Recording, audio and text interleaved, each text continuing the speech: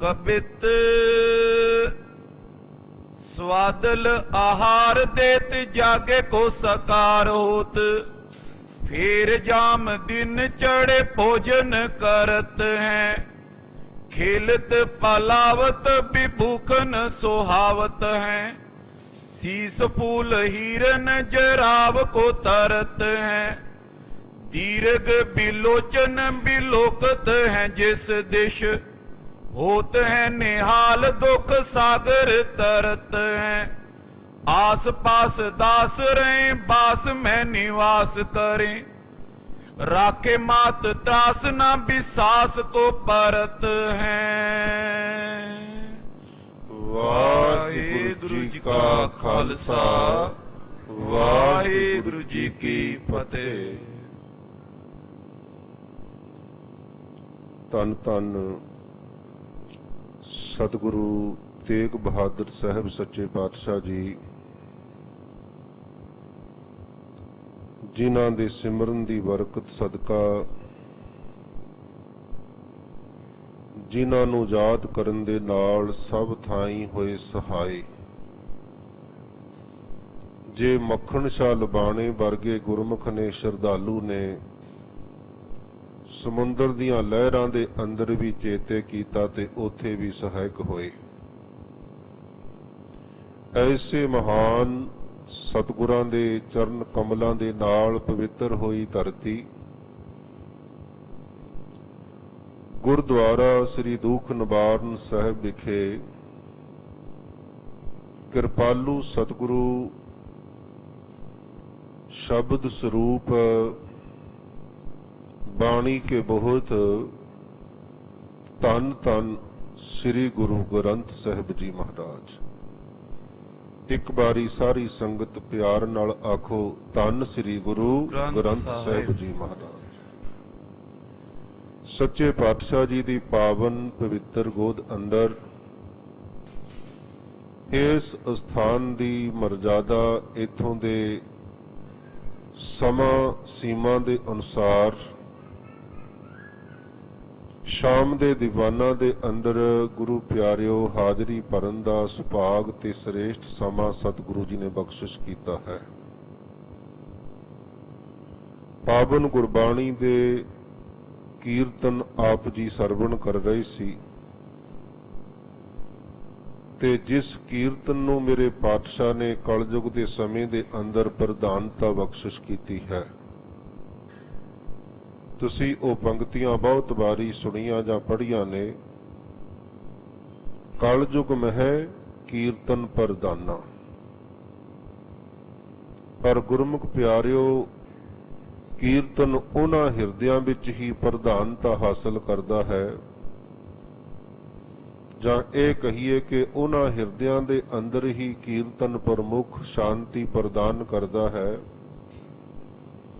जिन्हां ने अगली पंक्ति अगली तुक नूं पढ़ के अपने जीवन नूं उस अनुसार ढालिया होवे। वो किस तरह? पातशाह कहंदे ये शर्त है, एक कंडीशन है।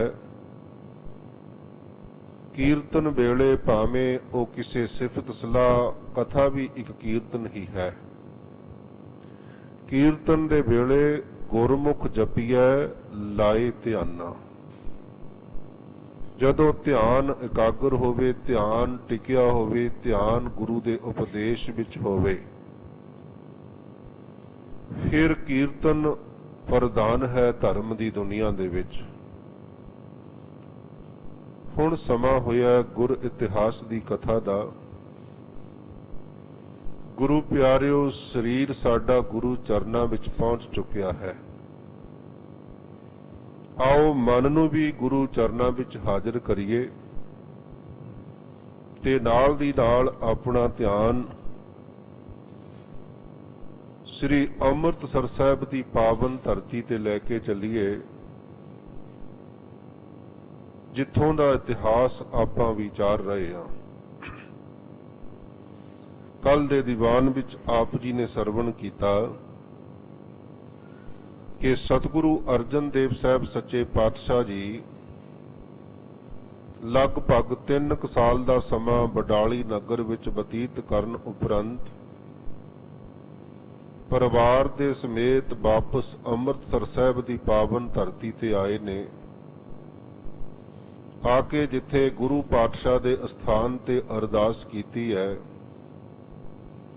ਉੱਥੇ ਆਪਣੇ ਵੱਡੇ ਭਰਾਵਾਂ ਨੂੰ, ਪਿਰਥੀ ਚੰਦ ਨੂੰ ਉਪਰੰਤ ਮਹਾਦੇਵ ਜੀ ਨੂੰ ਮਿਲੇ ਹਨ। ਮਹਾਦੇਵ ਜੀ ਤੋਂ ਅਸੀਸ ਪਾ ਕੇ ਸਤਿਗੁਰੂ ਆਪਣੇ ਮਹਿਲਾਂ ਵਿੱਚ ਆ ਕੇ ਨਿਵਾਸ ਕਰਦੇ ਨੇ। ਪਰਿਵਾਰ ਵਿੱਚ ਆ ਕੇ ਮਾਨੋ ਟਿਕਣਾ ਕੀਤਾ ਹੈ।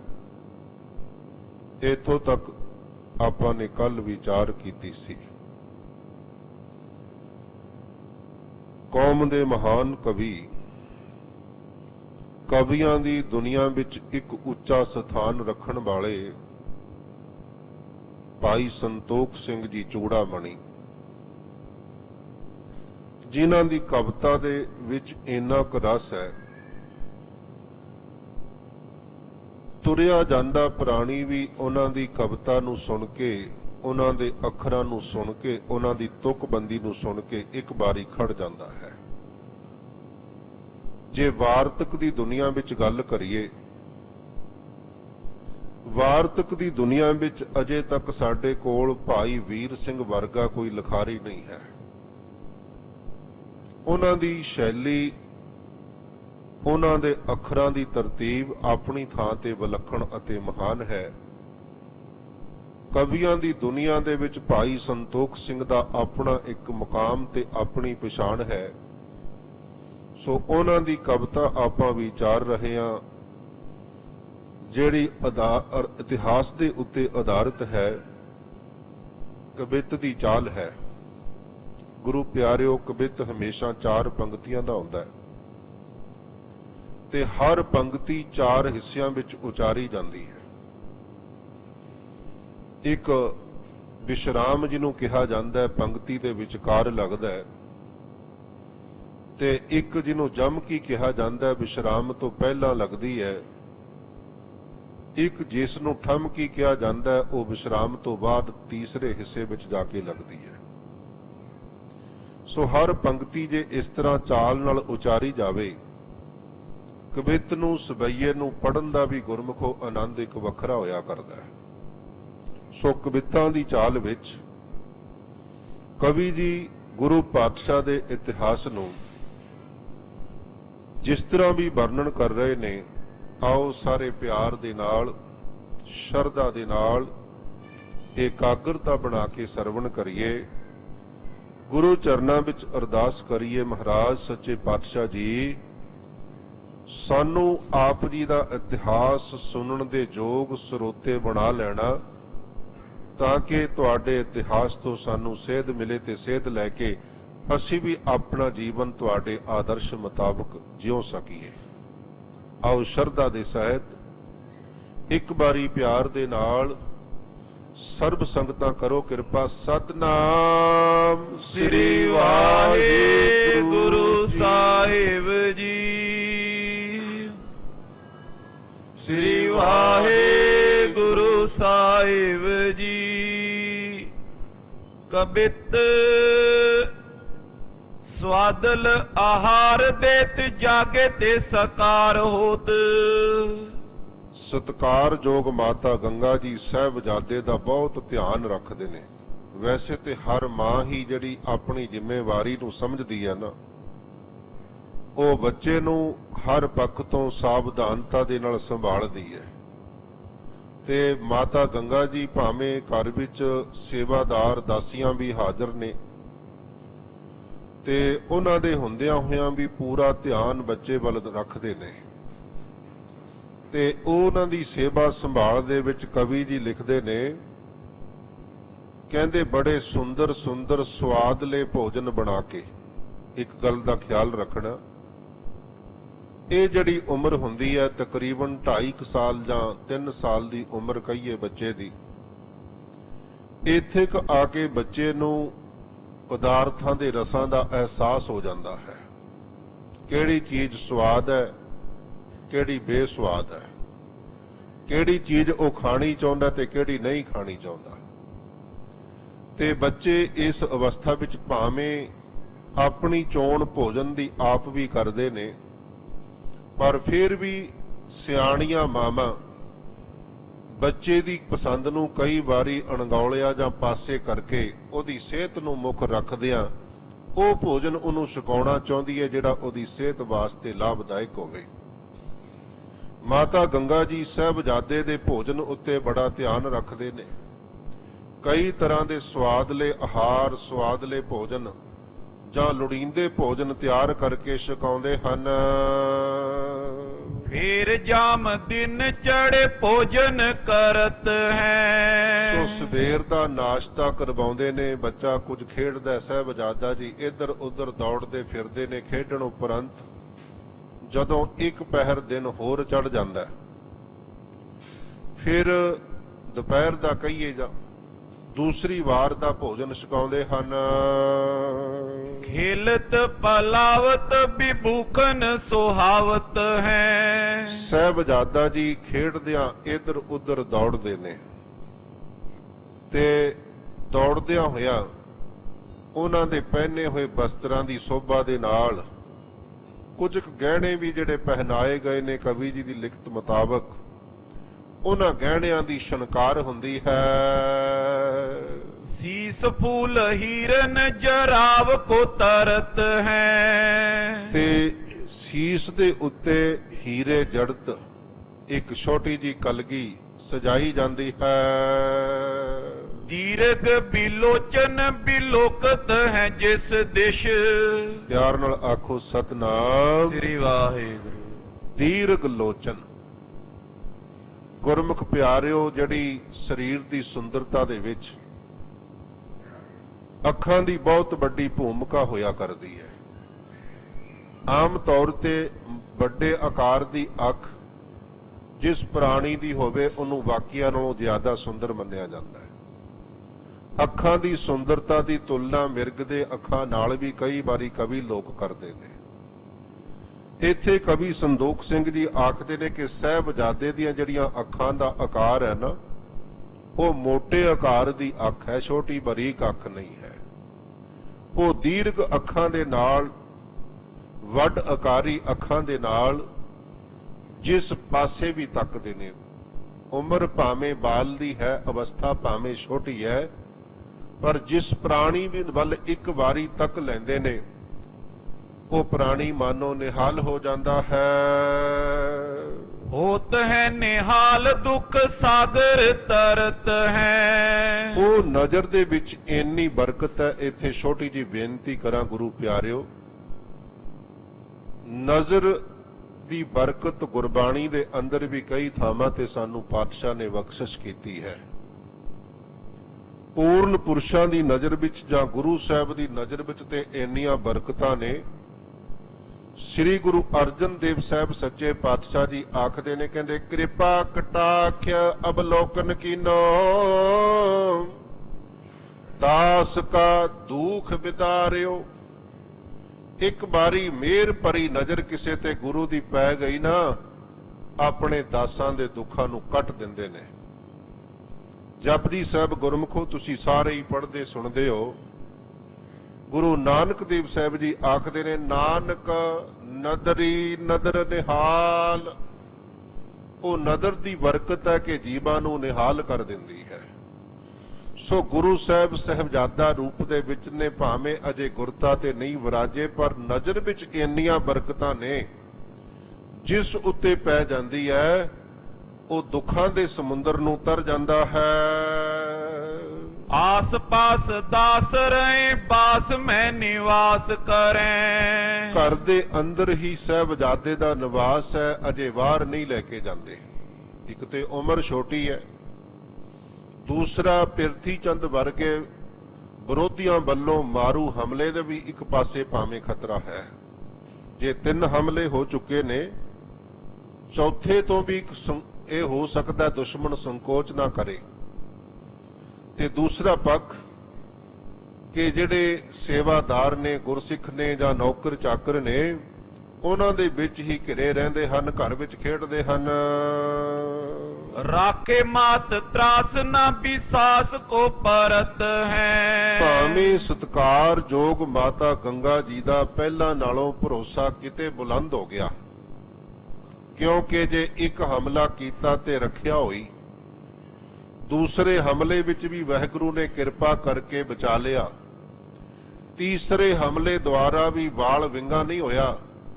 ਹੁਣ ਮਾਤਾ ਜੀ ਦਾ ਜਿਹੜਾ ਹੌਸਲਾ ਸੀ ਨਾ ਉਹ ਬੁਲੰਦ ਹੋ ਗਿਆ ਕਿ ਜੇ ਵਾਹਿਗੁਰੂ ਰੱਖਿਆ ਕਹਿਣਾ, ਉਹ ਅਗਾਊਂ ਭਵਿੱਖ ਦੇ ਵਿੱਚ ਵੀ ਇਸੇ ਤਰ੍ਹਾਂ ਰਖਵਾਲਾ ਬਣਿਆ ਰਹਿਣਾ ਹੈ ਉਸਨੇ। ਇਸ ਵਿਸ਼ਵਾਸ ਦੇ ਨਾਲ ਮਾਤਾ ਜੀ ਸਾਹਿਬਜ਼ਾਦੇ ਨੂੰ ਭਾਵੇਂ ਰਹਿੰਦਾ ਘਰ ਵਿੱਚ ਹੀ ਹੈ, ਪਰ ਹੁਣ ਬਹੁਤਾ ਪਹਿਲਾਂ ਵਰਗਾ ਫਿਕਰ ਨਹੀਂ ਹੈ ਕਿ ਸਾਹਿਬਜ਼ਾਦਾ ਕਿੱਥੇ ਗਿਆ ਜਾਂ ਕਿੱਥੇ ਖੇਡ ਰਿਹਾ ਹੈ। होत रात मात निज हाथ सो अचाए पुन। ਤੇ ਜਦੋਂ ਰਾਤ ਹੁੰਦੀ ਹੈ, ਸ਼ਾਮ ਦਾ ਜਿਹੜਾ ਭੋਜਨ ਹੈ ਨਾ, ਉਹ ਸ਼ਾਮ ਦਾ ਭੋਜਨ ਮਾਤਾ ਜੀ ਵਿਸ਼ੇਸ਼ ਕਰਕੇ ਆਪਣੇ ਹੱਥੀਂ ਖਵਾਉਂਦੇ ਨੇ, ਪਿਆਰ ਦੇ ਨਾਲ ਲਡਾਉਂਦਿਆਂ ਹੋਇਆਂ ਭੋਜਨ ਕਰਾਉਂਦੇ ਹਨ। पासले सुपत प्रत पारत है परीत कर। ਅਤੇ ਰਾਤ ਨੂੰ ਸਾਹਿਬਜ਼ਾਦੇ ਨੂੰ ਆਪਣੇ ਕੋਲ ਹੀ ਸੁਲਾਉਂਦੇ ਨੇ, ਅੱਖਾਂ ਤੋਂ ਦੂਰ ਨਹੀਂ ਕਰਦੇ। ਰਾਤ ਦੇ ਸਮੇਂ ਬੜੀ ਪ੍ਰੀਤ ਨਾਲ, ਪ੍ਰੇਮ ਦੇ ਨਾਲ ਪਾਲਦੇ ਹਨ। हाथ लाए गात साथ सोवत है जागे। ਤੇ ਜਿਸ ਵੇਲੇ ਰਾਤ ਨੂੰ ਕਿਤੇ ਸਾਹਿਬਜ਼ਾਦਾ ਸੁੱਤਿਆਂ ਜਾਗ ਪੈਂਦਾ, ਫਿਰ ਬੜੇ ਪਿਆਰ ਦੇ ਨਾਲ ਆਪਣੇ ਹਸਤ ਕਮਲ ਦੇ ਨਾਲ ਹਲਕਾ ਜਿਹਾ ਥਾਪੜਾ ਦੇ ਕੇ ਦੁਆਰਾ ਸਵਾ ਦਿੰਦੇ ਹਨ। प्रात चंद मुख धोवत दुलारे मोद चीत कर। ਰਾਤ ਕਾਲ ਅੰਮ੍ਰਿਤ ਵੇਲੇ ਸਵਖਤੇ ਹੀ ਜਦੋਂ ਸਾਹਿਬਜ਼ਾਦਾ ਜਾਗਦਾ ਹੈ, ਸਭ ਤੋਂ ਪਹਿਲਾਂ ਉਹਦਾ ਮੁਖ ਸਾਫ਼ ਕਰਦੇ ਨੇ, ਜਿਹਨੂੰ ਪੰਜ ਇਸ਼ਨਾਨਾ ਆਪਾਂ ਕਹਿੰਦੇ ਆ, ਤੇ ਉਸ ਤੋਂ ਬਾਅਦ ਬੜੇ ਪ੍ਰੀਤ ਨਾਲ, ਲਾਡ ਦੇ ਨਾਲ नए नए रंगदार अंबर पटंबर ले। ਕੁਝ ਹਲਕਾ ਖਾਣ ਪੀਣ ਤੋਂ ਬਾਅਦ ਫਿਰ ਇਸ਼ਨਾਨ ਆਦਿ ਕਰਵਾ ਕੇ ਅਨੇਕਾਂ ਤਰ੍ਹਾਂ ਦੇ ਰੋਜ਼ਾਨਾ ਹੀ ਨਵੇਂ-ਨਵੇਂ ਬਸਤਰ, ਨਵੇਂ-ਨਵੇਂ ਪਹਿਰਾਵੇ ਸਾਹਿਬਜ਼ਾਦੇ ਨੂੰ ਪਹਿਨਾਏ ਜਾਂਦੇ ਨੇ। अंग में सुरंग कब श्याम कब पीत कर। ਤੇ ਸੋਹਣੇ ਸੁੰਦਰ ਅੰਗਾਂ ਦੇ ਵਿੱਚ ਉਹ ਪਹਿਨਾਏ ਜਾਣ ਵਾਲੇ ਬਸਤਰ, ਜਿਹੜੇ ਵੀ ਜਾਮੇ ਨੇ ਨਾ, ਬੜੇ ਹੀ ਫੱਬਦੇ ਨੇ। ਆਖੋ ਸਤਨਾਮ श्री वाहिगुरु। ਇੱਕ ਤੇ ਡੀਲ ਡੌਲ ਵੱਡੀ ਹੈ, ਇੱਕ ਚਿਹਰੇ ਦੇ ਉੱਤੇ ਨੂਰ ਬਹੁਤ ਡਲਕਦਾ ਹੈ, ਸੁੰਦਰ ਸਰੂਪ ਸਭ ਨੂੰ ਮੋਹ ਲੈਣ ਵਾਲਾ ਹੈ। ਤੇ ਕਵੀ ਜੀ ਲਿਖਦੇ ਨੇ, ਕਹਿੰਦੇ ਰੰਗ ਉਸ ਬਸਤਰ ਦਾ ਪਹਿਨਣ ਵਾਲੇ ਜਾਮੇ ਦਾ ਭਾਵੇਂ ਕਾਲਾ ਹੋਵੇ, ਭਾਵੇਂ ਰੰਗ ਪੀਲਾ ਹੋਵੇ, ਭਾਵੇਂ ਕੋਈ ਹੋਰ ਚਿੱਟੇ ਆਦਿਕ ਰੰਗ ਦਾ ਬਸਤਰ ਪਹਿਨਾ ਦਈਏ, ਹਰ ਰੰਗ ਸਾਹਿਬਜ਼ਾਦੇ ਦੇ ਸਰੀਰ ਦੇ ਉੱਤੇ ਬਹੁਤ ਹੀ ਫੱਬਦਾ ਹੈ। ऐसी बिद नीत कर महा मन ਹੀਤ कर। ਨੇਤਾ ਪ੍ਰਤੀ ਇਸ ਵਿਧੀ ਦੇ ਨਾਲ ਸਾਹਿਬਜ਼ਾਦੇ ਦੀ ਸਾਂਭ ਸੰਭਾਲ ਹੁੰਦੀ ਹੈ। ਉਤਸ਼ਾਹ ਰੀਤ ਕਰ ਬਸੇ ਪੁਰ ਥੀਤ ਕਰ। ਬੜੇ ਟਕਾ ਦੇ ਨਾਲ ਸਤਿਗੁਰੂ ਦੀ ਇਸ ਨਗਰੀ ਅੰਮ੍ਰਿਤਸਰ ਸਾਹਿਬ ਦੀ ਪਾਵਨ ਧਰਤੀ ਤੇ ਵਸ ਰਹੇ ਨੇ। ਨਿਤਾ ਪ੍ਰਤੀ ਹੀ ਇਸ ਤਰ੍ਹਾਂ ਦਾ ਨਿਤਨੇਮ ਜੀਵਨ ਬਣਿਆ ਹੋਇਆ ਹੈ। ਕੀਤਕ ਬੀਤੇ ਹੈ ਮਾਸ ਬ੍ਰਿਦਤ ਪ੍ਰਕਾਸ਼ ਬੈ। ਕੁਝ ਕੁ ਮਹੀਨੇ ਅੰਮ੍ਰਿਤਸਰ ਸਾਹਿਬ ਰਹਿੰਦਿਆਂ ਨੂੰ ਹੁਣ ਬਤੀਤ ਹੋ ਚੁੱਕੇ ਨੇ। ਉਧਰ ਸਾਹਿਬਜ਼ਾਦੇ ਦੀ ਉਮਰ ਇਸ ਤਰ੍ਹਾਂ ਮਾਨੋ ਵੱਧ ਰਹੀ ਹੈ, ਜਿਵੇਂ ਏਕਮ ਤੋਂ ਲੈ ਕੇ ਪੂਰਨਮਾਸ਼ੀ ਤੱਕ ਚੰਦਰਮਾ ਦਾ ਪ੍ਰਕਾਸ਼ ਹਰ ਰੋਜ਼ ਹੀ ਵੱਧਦਾ ਹੈ। ਸੋ ਇਸ ਤਰ੍ਹਾਂ ਆਰਬਲਾ ਵੱਧ ਰਹੀ ਹੈ, ਸਰੀਰ ਦਾ ਵਿਕਾਸ ਹੋ ਰਿਹਾ ਹੈ। ਹੋਏ 3 ਸੰਮਤ ਕੇ ਸ਼੍ਰੀ ਹਰ ਗੋਬਿੰਦ ਚੰਦ। ਸਮਾਂ ਬੀਤਦਿਆਂ ਸਾਹਿਬਜ਼ਾਦੇ ਦੀ ਉਮਰ 3 ਸਾਲ ਦੀ ਪੂਰੀ ਹੋ ਚੁੱਕੀ। ਆਖੋ ਸਤਨਾਮ ਸ੍ਰੀ ਵਾਹਿਗੁਰੂ। ਜਦੋਂ 3 ਸਾਲ ਦੀ ਆਰਬਲਾ ਹੋਈ ਹੈ, ਗੰਗਾ ਕੇ ਉਮੰਗ ਮਨ ਬੋਲੀ ਸ਼੍ਰੀ ਗੁਰੂ ਕੇ ਸੰਗ।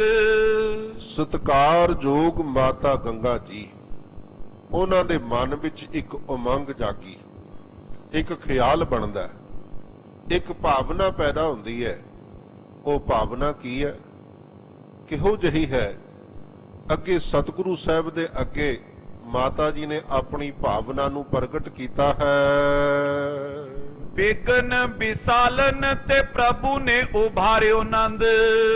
ਕਹਿਣ ਲੱਗੇ ਕਿ ਵਾਹਿਗੁਰੂ ਨੇ ਮਿਹਰ ਕੀਤੀ, ਕਿਰਪਾ ਕੀਤੀ, ਬਹੁਤ ਵੱਡੇ ਵਿਘਨ ਭਾਵੇਂ ਸਾਡੇ ਸਾਹਿਬਜ਼ਾਦੇ ਦੇ ਜੀਵਨ ਵਿੱਚ ਆਏ, ਪਰ ਵਿਘਨ ਵਿਨਾਸ਼ਨ ਸਤਿਗੁਰੂ ਨੇ ਹਰ ਵਿਘਨ ਤੋਂ, ਹਰ ਦੁੱਖ ਤੋਂ ਆਪਣਾ ਮਿਹਰ ਭਰਿਆ ਹੱਥ ਦੇ ਕੇ ਬਚਾ ਕੇ ਰੱਖਿਆ ਹੈ।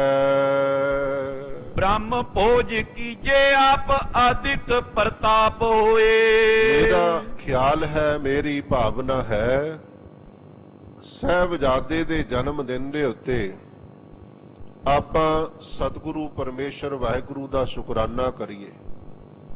ਇਹਦੇ ਜਨਮ ਦਿਨ ਦੇ ਉੱਤੇ ਸੰਗਤਾਂ ਦੀਆਂ ਅਸੀਸਾਂ ਲਈਏ ਤੇ ਇੱਕ ਸਮਾਗਮ ਰੂਪ ਦੇ ਵਿੱਚ ਅਰਦਾਸ ਕਰਕੇ ਲੰਗਰ ਛਕਾਏ ਜਾਣ। ਜੇਨ ਕੇਨ ਦੀਜੀਏ ਆਹਾਰ ਹੋਏ ਆਨੰਦ ਕੰਦ। ਜਿਹੜਾ ਵੀ ਆਵੇ ਭਾਵੇਂ ਇੱਕ ਗੱਲ ਦਾ ਖਿਆਲ ਰੱਖਣਾ, ਸਤਿਗੁਰੂ ਨਾਨਕ ਦੇਵ ਸਾਹਿਬ ਦੇ ਘਰ ਦੇ ਅੰਦਰ ਲੰਗਰ ਤੇ ਪਹਿਲਾਂ ਵੀ ਪ੍ਰਚਲਿਤ ਹੀ ਹੈ।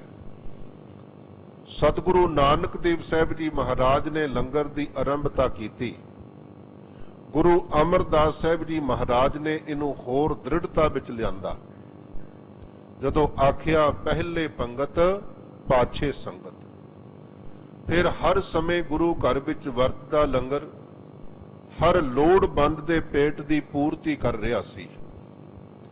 ਪਰ ਮਾਤਾ ਜੀ ਦੀ ਭਾਵਨਾ ਹੈ ਕਿ ਇਹ ਜਿਹੜਾ ਸਮਾਂ ਆਇਆ ਨਾ, ਇਸ ਸਮੇਂ ਲੰਗਰ ਵਿਸ਼ੇਸ਼ ਬਣਾਇਆ ਜਾਵੇ, ਲੰਗਰ ਵਿੱਚ ਪਕਵਾਨਾਂ ਦਾ ਵਾਅਦਾ ਕੀਤਾ ਜਾਵੇ। ਇਹ ਨਹੀਂ ਕਿ ਪਹਿਲਾਂ ਸੁੰਦਰ ਪਕਵਾਨ ਨਹੀਂ ਸੀ ਬਣਦੇ, ਕਿਉਂਕਿ ਗੁਰਬਾਣੀ ਦੇ ਅੰਦਰ ਸੱਤੇ ਬਲਵੰਡ ਦੀ ਰਸਨਾ ਦੁਆਰਾ ਰਾਮਕਲੀ ਵਾਰ ਵਿੱਚ ਇਹ ਜ਼ਿਕਰ ਸਾਨੂੰ ਮਿਲਦਾ ਹੈ ਕਿ ਮਾਤਾ ਖੀਵੀ ਜੀ ਗੁਰੂ ਅੰਗਦ ਦੇਵ ਸਾਹਿਬ ਜੀ ਦੇ ਮਹਿਲ ਆਪ ਲੰਗਰ ਦੀ ਸੇਵਾ ਸੰਭਾਲ ਕਰਿਆ ਕਰਦੇ ਸੀ ਤੇ ਘਿਓ ਵਾਲੀ ਖੀਰ, ਦੇਸੀ ਘਿਓ ਖੀਰ ਵਿੱਚ ਪਾ ਕੇ ਸੰਗਤਾਂ ਵਿੱਚ ਇਹ ਪਕਵਾਨ ਸੁੰਦਰ ਵਰਤਾਏ ਜਾਂਦੇ ਸੀ। ਸਮੇਂ ਦੀ ਜਿਹੜੀ ਵਧੀਆ ਮਠਿਆਈ ਸੀ। ਹੁਣ ਸਾਹਿਬਜ਼ਾਦੇ ਦੇ ਜਨਮ ਦਿਨ ਦੇ ਉੱਤੇ ਵਿਸ਼ੇਸ਼ ਇਸੇ ਤਰ੍ਹਾਂ ਲੰਗਰ ਤਿਆਰ ਕਰਨ ਦਾ ਖਿਆਲ ਮਾਤਾ ਜੀ ਨੇ ਕੀਤਾ ਹੈ। ਬੇਨਤੀ ਕਰਦੇ ਨੇ ਸਤਿਗੁਰਾਂ ਨੂੰ ਕਿ ਇਹ ਸਭ ਕੁਝ ਇਸ ਤਰ੍ਹਾਂ ਕਰੀਏ। ਖਾਏ ਹਰ ਖਾਵੇਂ ਦੇਖ ਆਸ਼ਖ ਅਲਾਵੇਂ। ਜਦੋਂ ਬਹੁਤ ਸਾਰੇ ਗੁਰਮੁਖ ਪਿਆਰੇ ਸੰਗਤ ਵਿੱਚ ਆ ਕੇ, ਕਈ ਤਰ੍ਹਾਂ ਦੇ ਲੋੜਵੰਦ ਭੁੱਖੇ ਲੋਕ ਵੀ ਸੰਗਤ ਵਿੱਚ ਆ ਕੇ ਇਹਨਾਂ ਸਵਾਦਲੇ ਪਕਵਾਨਾਂ ਨੂੰ ਛਕਣਗੇ ਤੇ ਉਹ ਤ੍ਰਿਪਤ ਹੋਣਗੇ, ਪ੍ਰਸੰਨਤਾ ਵਿੱਚ ਆ ਕੇ ਸਾਹਿਬਜ਼ਾਦੇ ਨੂੰ ਅਸੀਸਾਂ ਦੇਣਗੇ। ਖਿਆਲ ਰੱਖਣਾ, ਇੱਕ ਪਾਸੇ ਗੁਰੂ ਦਾ ਆਪਣਾ ਘਰ ਹੈ। ਜਿਹੜੇ ਗੁਰੂ ਨਾਨਕ ਦੀ ਗੱਦੀ ਤੇ ਵਿਰਾਜਣ ਵਾਲੇ ਸਤਿਗੁਰੂ ਅਰਜਨ ਦੇਵ ਸਾਹਿਬ ਜੀ ਮਹਾਰਾਜ ਆਪ ਬਖਸ਼ਿਸ਼ਾਂ ਦੇ ਨਾਲ ਸੰਸਾਰ ਦੀਆਂ ਝੋਲੀਆਂ ਭਰਨ ਵਾਲੇ ਨੇ। ਵਿੱਚ ਸੰਗਤ ਹਰ ਪ੍ਰਭ ਵਸੈ ਜੀਓ। ਉਸ ਘਰ ਦੇ ਵਿੱਚੋਂ ਵੀ ਸੰਗਤ ਨੂੰ ਇੰਨੀ ਵਡਿਆਈ ਕਿ ਆਪ ਸੰਗਤ ਦੀਆਂ ਅਸੀਸਾਂ ਦੀ ਮਾਤਾ ਜੀ ਉਮੀਦ ਰੱਖਦੇ ਹਨ ਕਿ ਲੰਗਰ ਸੰਗਤਾਂ ਛਕਣਗੀਆਂ, ਖੁਸ਼ੀ ਵਿੱਚ ਆ ਕੇ ਸਾਹਿਬਜ਼ਾਦੇ ਨੂੰ ਅਸੀਸਾਂ ਦੇਣਗੀਆਂ। ਬੋ ਜਸ ਬਿਥ ਰਾਵੇਂਗੇ ਬਿਲੰਦ ਹੀ ਨਿਕੰਦ ਦੁੰਦ। ਸੋ ਉਹਨਾਂ ਦੀ ਅਸੀਸ ਦੇ ਨਾਲ ਅਨੇਕਾਂ ਤਰ੍ਹਾਂ ਦੇ ਪਾਪ ਕੱਟੇ ਜਾਣਗੇ। ਆਖੋ ਸਤਨਾਮ ਸ੍ਰੀ ਵਾਹਿਗੁਰੂ। ਗੁਰੂ ਪਿਆਰਿਓ, ਜਨਮ ਅੱਜ ਆਪਾਂ ਆਪਣੇ ਬੱਚਿਆਂ ਦੇ ਵੀ ਜਨਮ ਦਿਨ ਮਨਾ ਰਹੇ ਹਾਂ। ਖਿਮਾ ਕਰਨਾ, ਬਹੁਤੇ ਸਾਡੇ ਸਮਾਜ ਦੀ ਹਾਲਤ ਪੱਛਮੀ ਸੱਭਿਆਚਾਰ ਦੇ ਅਧੀਨ ਕਿਸੇ ਬੱਚੇ ਦਾ ਜਨਮ ਦਿਨ ਮਨਾਉਣ ਵੇਲੇ ਕੇਕ ਕੱਟਿਆ ਜਾਂਦਾ ਹੈ ਤੇ ਜਿੰਨੀ ਕੁ ਉਹਦੀ ਆਰਬਲਾ ਹੈ 2, 4, 5, 7 ਸਾਲ, ਉਨੀਆਂ ਕੁ ਮੋਮਬੱਤੀਆਂ ਜਗਾ ਕੇ ਤੇ ਉਹਨਾਂ ਮੋਮਬੱਤੀਆਂ ਤੇ ਫਿਰ ਬੱਚੇ ਤੋਂ ਫੂਕ ਮਰਵਾ ਕੇ ਉਹ ਬੁਝਾਈਆਂ ਜਾਂਦੀਆਂ ਨੇ। ਫਿਰ ਕਹਿੰਦੇ ਜੀ ਬਸ ਇੱਕ ਬੱਤੀ ਜਗਦੀ ਰੱਖ ਲੋ, ਇੱਕ ਕੈਂਡਲ ਕਾਫੀ ਹੈ। ਖਿਮਾ ਕਰਨਾ ਗੁਰਮੁਖੋ, ਪਹਿਲਾਂ ਤਾਂ ਇਹ ਗੁਰਮਤ ਨਹੀਂ ਹੈ, ਸਾਡਾ ਆਪਣਾ ਕਲਚਰ ਵੀ ਨਹੀਂ ਹੈ। ਦੂਸਰਾ, ਖੁਸ਼ੀ ਦੇ ਸਮੇਂ ਜੋਤਾਂ ਜਗਾਉਣ ਦੀ ਗੱਲ ਤੇ ਆਪਾਂ ਕਰਦੇ ਆ ਰਹੇ ਹਾਂ। ਗੁਰੂ ਹਰਗੋਬਿੰਦ ਸਾਹਿਬ ਜੀ ਮਹਾਰਾਜ ਦੇ ਆਗਮਨ ਦੀ ਖੁਸ਼ੀ ਵਿੱਚ ਦੀਪਮਾਲਾ ਕਰਨ ਦੀ ਗੱਲ ਇਤਿਹਾਸ ਕਹਿ ਰਿਹਾ ਹੈ। ਖੁਸ਼ੀ ਦਾ ਪ੍ਰਗਟਾਵਾ ਕਰਨ ਵਾਸਤੇ ਜੋਤਾਂ ਜਗਾਈਆਂ ਤੇ ਜਾਂਦੀਆਂ ਨੇ, ਪਰ ਸਾਡੇ ਸਮਾਜ ਨੂੰ ਪਤਾ ਨਹੀਂ ਕੀ ਹੋ ਗਿਆ, ਖੁਸ਼ੀ ਵੀ ਜੋਤਾਂ ਬੁਝਾ ਕੇ ਪ੍ਰਗਟ ਕਰ ਰਿਹਾ ਹੈ, ਮੋਮਬੱਤੀਆਂ ਬੁਝਾ ਕੇ ਪ੍ਰਗਟ ਕਰ ਰਿਹਾ ਹੈ। ਗੁਰਮੁਖੋ ਗੁਰਮਤ ਨੂੰ ਧਾਰਨ ਕਰੀਏ। ਜੇ ਕਿਸੇ ਬੱਚੇ ਦਾ ਆਪਾਂ ਜਨਮ ਦਿਨ ਮਨਾਉਣਾ ਵੀ ਹੈ ਨਾ, ਘੱਟੋ ਘੱਟ ਸਤਿਗੁਰੂ ਦੇ ਚਰਨਾਂ ਵਿੱਚ ਕੜਾਹ ਪ੍ਰਸ਼ਾਦ ਦੀ ਦੇਗ ਦੇ ਸਹਿਤ ਅਰਦਾਸ ਕਰਿਆ ਕਰੀਏ। ਅਰਦਾਸ ਉਪਰੰਤ ਭਾਵੇਂ ਅਨੇਕਾਂ ਬੰਨ ਸਬੰਨੇ ਲੰਗਰ ਪਰਿਵਾਰ ਵਿੱਚ ਜਾਂ ਸੰਗਤਾਂ ਵਿੱਚ ਬੈਠ ਕੇ ਛਕ ਲੈਣੇ, ਇਹ ਆਪਣੀ ਥਾਂ ਤੇ ਠੀਕ ਹੈ, ਪਰ ਆਪਾਂ ਗੁਰਮਤ ਨੂੰ ਛੱਡ ਕੇ ਕਿਸੇ ਹੋਰ ਅਨਮਤ ਦੀ ਗੱਲ ਨਾ ਅਪਣਾਈਏ। ਭਾਵੇਂ ਇਹ ਗੱਲ ਕਈਆਂ ਨੂੰ ਬਹੁਤ ਓਪਰੀ ਲੱਗਦੀ ਹੈ ਕਿ ਜੀ ਇੰਨੇ ਕੁ ਨਾਲ ਕੀ ਫਰਕ ਪੈਂਦਾ ਹੈ। ਗੁਰਮੁਖੋ ਫਰਕ ਪੈਂਦਿਆਂ ਪੈਂਦਿਆਂ ਇੰਨਾ ਪੈ ਸਕਦਾ ਹੈ, ਇੱਕ ਦਿਨ ਅਸੀਂ ਕੇਵਲ ਪੱਗਾਂ ਵਾਲੇ ਤਾਂ ਨਜ਼ਰ ਆਵਾਂਗੇ, ਪਰ ਸਾਡੇ ਪੱਲੇ ਸਿੱਖੀ ਜਾਂ ਰਹਿਤ ਮਰਜ਼ਾਦਾ ਨਹੀਂ ਹੋਵੇਗੀ, ਜੇ ਅਸੀਂ ਇਸ ਤਰ੍ਹਾਂ ਢਿੱਲਾਂ ਕਰਦੇ ਕਰਦੇ ਅੱਗੇ ਵਧਦੇ ਗਏ। ਰਹੋ ਵਿਚਾਰ, ਸਾਹਿਬਜ਼ਾਦੇ ਦੇ ਜਨਮ ਦਿਨ ਨੂੰ ਮਨਾਉਣ ਦੀ ਜੇ ਗੱਲ ਆਈ ਹੈ ਨਾ, ਤੇ ਅਜੇ ਮਾਤਾ ਗੰਗਾ ਜੀ ਗੱਲ ਕਰ ਰਹੇ ਨੇ। ਗੁਰੂ ਸਾਹਿਬ ਅੱਗਿਓਂ ਕੀ ਆਖਦੇ ਨੇ, ਇਹ ਬਾਅਦ ਦੀ ਗੱਲ ਹੈ। ਉਹ ਕਹਿੰਦੇ ਵਧੀਆ ਪਕਵਾਨ ਬਣਾ ਕੇ ਸੰਗਤਾਂ ਵਿੱਚ ਵਰਤਾਉਣੇ ਹਨ, ਸੰਗਤਾਂ ਦੀ ਅਸੀਸ ਸਾਹਿਬਜ਼ਾਦੇ ਵਾਸਤੇ ਲੈਣੀ ਹੈ, ਤਾਂ ਕਿ ਬਹੁਤ ਸਾਰੇ ਪਾਪਾਂ ਦਾ ਨਾਸ਼ ਹੋ ਸਕੇ। ਬਾਨੀ ਪੁੰਨ ਸਾਨੀ ਸੁਨ ਸਤ ਗੁਰੂ ਅਰਜਨ। ਧੰਨ ਧੰਨ ਸਤਿਗੁਰੂ ਅਰਜਨ ਦੇਵ ਸਾਹਿਬ ਜੀ ਮਹਾਰਾਜ। ਮਾਤਾ ਗੰਗਾ ਜੀ ਦੀ ਰਸਨਾ ਤੋਂ ਇਹ ਪੁੰਨਦਾਇਕ ਪਰ ਉਪਕਾਰ ਵਾਲੀ ਬਾਣੀ ਸੁਣ ਕੇ, ਪਰ ਉਪਕਾਰ ਦਾ ਬਚਨ ਸੁਣ ਕੇ ਆਖਣ ਲੱਗੇ ਹਨ, ਹੋਏ ਕੈ ਹਰਖ ਮਨ ਹੁਕਮ ਬਖਾਨਿਓ। ਸੁਣ ਕੇ ਪਹਿਲਾਂ ਤੇ ਪ੍ਰਸੰਨ ਹੋਏ ਕਿ ਗੰਗਾ ਜੀ ਨੇ ਗੱਲ ਬੜੀ ਸੋਹਣੀ ਆਖੀ ਹੈ। ਪਰਿਵਾਰ ਦਾ ਕੋਈ ਜੀ ਚੰਗੀ ਨੇਕ ਸਲਾਹ ਜਦੋਂ ਦਿੰਦਾ ਹੈ ਨਾ, ਸਾਰੇ ਪਰਿਵਾਰ ਨੂੰ ਹੀ ਖੁਸ਼ੀ ਹੁੰਦੀ ਹੈ। ਤੇ ਪਾਤਸ਼ਾਹ ਨੇ ਜਦੋਂ ਇਹ ਗੱਲ ਸੁਣੀ, ਬਹੁਤ ਹੀ ਨੇਕ ਸਲਾਹ ਮੰਨ ਕੇ ਕਿ ਵਧੀਆ ਗੱਲ ਆਖੀ ਹੈ, ਅੱਗਿਓਂ ਪਾਤਸ਼ਾਹ ਪ੍ਰਸੰਨਤਾ ਵਿੱਚ ਆ ਕੇ ਕਹਿਣ ਲੱਗੇ, ਦੀਜੇ ਪੁੰਜ ਤਨ ਆਵੇ ਵਸਤੂ ਅਨੇਕ ਮਨ। ਗੰਗਾ ਜੀ, ਜਿਸ ਤਰ੍ਹਾਂ ਤੁਹਾਡੀ ਭਾਵਨਾ ਹੈ ਉਸੇ ਤਰ੍ਹਾਂ ਕਰ ਲੈਂਦੇ ਹਾਂ। ਫਿਰ ਇਸ ਤਰ੍ਹਾਂ ਕਰੋ, ਕਾਫੀ ਸਾਰਾ ਧਨ, ਕਾਫੀ ਸਾਰੀ ਮਾਇਆ ਸੇਵਾਦਾਰਾਂ ਨੂੰ ਦੇ ਦਿਓ। ਕਿਸ ਵਾਸਤੇ? ਕੀਜੀਏ ਬੇਸਾਲ ਹੋਵੇ ਟੋਟ ਅੰਨ ਆਨਿਓ।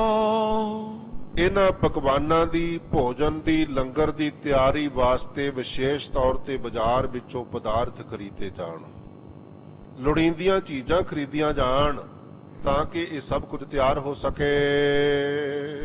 ਮਾਨੁਖ ਅਸੰਖ ਆਵੇ ਭੋਜਨ ਜੋ ਮਨ ਭਾਵੇ ਖਾਵੇ। ਜਦੋਂ ਬਹੁਤ ਵੱਡੀ ਗਿਣਤੀ ਵਿੱਚ ਗੁਰਮੁਖ ਪਿਆਰੇ ਸਿੱਖ ਸੰਗਤਾਂ ਇਕੱਤਰ ਹੋਣਗੀਆਂ ਤੇ ਸਾਰੇ ਹੀ ਬੜੇ ਪ੍ਰਸੰਨਤਾ ਵਿੱਚ ਆ ਕੇ ਭੋਜਨ ਛਕਣ, ਕੋਈ ਵੀ ਲੰਗਰ ਤੋਂ ਖਾਲੀ ਨਾ ਚਲਾ ਜਾਵੇ। ਜਾਂ ਇਸ ਤਰ੍ਹਾਂ ਕਹਿ ਲਈਏ ਕਿ ਕੋਈ ਵੀ ਪਦਾਰਥ ਦੀ ਘਾਟ ਨਾ ਆਵੇ, ਇੱਕ ਵੀ ਪਕਵਾਨ ਐਸਾ ਨਾ ਹੋਵੇ ਜਿਹੜਾ ਕਿਸੇ ਨੂੰ ਪਹੁੰਚ ਨਾ ਸਕੇ, ਵਰਤਾਇਆ ਨਾ ਜਾ ਸਕੇ, ਕੋਈ ਛਕਣ ਤੇ ਰਹਿ ਨਾ ਜਾਵੇ, ਸਾਰਿਆਂ ਦੀ ਰੂਹ ਦੀ ਤ੍ਰਿਪਤੀ ਹੋ ਜਾਵੇ। ਇੰਨੀ ਵੱਡੀ ਪੱਧਰ ਤੇ ਵਿਸ਼ਾਲ ਮਾਤਰਾ ਦੇ ਵਿੱਚ ਭੋਜਨ ਤਿਆਰ ਕਰਨਾ ਹੈ।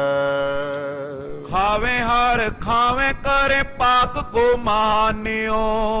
ਖਾ ਕੇ ਸ਼ੱਕ ਕਰਕੇ ਸਾਰੇ ਪ੍ਰਸੰਨ ਹੋ ਜਾਣ। ਕ੍ਰਿਤ ਕੋ ਮੰਗਵਾਓ ਸਰ ਕਰਾ ਕੋ ਖਰੀਦ ਲਿਆਵੋ। ਲੋੜ ਅਨੁਸਾਰ ਇਹਨਾਂ ਪਕਵਾਨਾਂ ਦੀ ਤਿਆਰੀ ਵਾਸਤੇ ਕਾਫੀ ਸਾਰਾ ਘਿਓ ਮੰਗਵਾ ਲਵੋ ਤੇ ਕਾਫੀ ਸਾਰੀ ਖੰਡ ਮੰਗਵਾ ਲਵੋ। ਸੁੰਦਰ ਗੋਤੂਮ ਕੋ ਪਿਸਾਵੋ ਜੋ ਪ੍ਰਮਾਨਿਓ। ਲੋੜ ਅਨੁਸਾਰ ਆਟਾ ਵੀ ਵਿਸ਼ੇਸ਼ ਤੌਰ ਤੇ ਪੀਸਿਆ ਜਾਵੇ, ਕਣਕ ਪੀਸ ਲਈ ਜਾਵੇ, ਤਾਂ ਕਿ ਜਿੰਨੀ ਕੁ ਇਕੱਤਰਤਾ ਦੀ ਉਮੀਦ ਹੈ ਤੇ ਜਿੰਨਾ ਪ੍ਰਬੰਧ ਹੈ, ਪਦਾਰਥ ਹੈ ਨਾ, ਉਸ ਤੋਂ ਵੱਧ ਕੇ ਆਪਾਂ ਤਿਆਰ ਕਰ ਲਈਏ, ਹਾਜ਼ਰ ਕਰ ਲਈਏ। ਦਾਸਨ ਦਰਬ ਦੇ ਵਸਤੂ ਮੰਗਾਈ ਸਭ। ਸੇਵਾਦਾਰ ਗੁਰਸਿੱਖਾਂ ਨੂੰ, ਮੁਖੀ ਜ਼ਿੰਮੇਵਾਰ ਸਿੱਖਾਂ ਨੂੰ ਕੁਝ ਮਾਇਆ ਦੇ ਕੇ ਬਾਜ਼ਾਰ ਵਿੱਚ ਭੇਜਿਆ ਗਿਆ। ਜਿੰਨੀਆਂ ਵੀ ਲੋੜੀਂਦੀਆਂ ਵਸਤੂਆਂ ਸਨ ਲੰਗਰ ਦੀ ਤਿਆਰੀ ਵਾਸਤੇ ਜਾਂ ਇਹਨਾਂ ਪਕਵਾਨਾਂ ਨੂੰ ਬਣਾਉਣ ਵਾਸਤੇ, ਸਾਰੀਆਂ ਮੰਗਵਾ ਲਈਆਂ। ਧਰੇ ਹੈ ਕਰਾਏ ਬਹੁ ਕੀਨ ਪਕਵਾਨ ਕੋ। ਭੱਠੀਆਂ ਦੇ ਉੱਤੇ ਵੱਡੇ ਵੱਡੇ ਕੜਾਹੇ ਚਾੜ ਦਿੱਤੇ ਹਨ, ਦੇਗੇ ਰੱਖ ਦਿੱਤੇ ਨੇ ਭੱਠੀਆਂ ਦੇ ਉੱਤੇ, ਤੇ ਅਨੇਕਾਂ ਤਰ੍ਹਾਂ ਦੇ ਪਕਵਾਨ ਤਿਆਰ ਹੋਣ ਲੱਗੇ ਹਨ।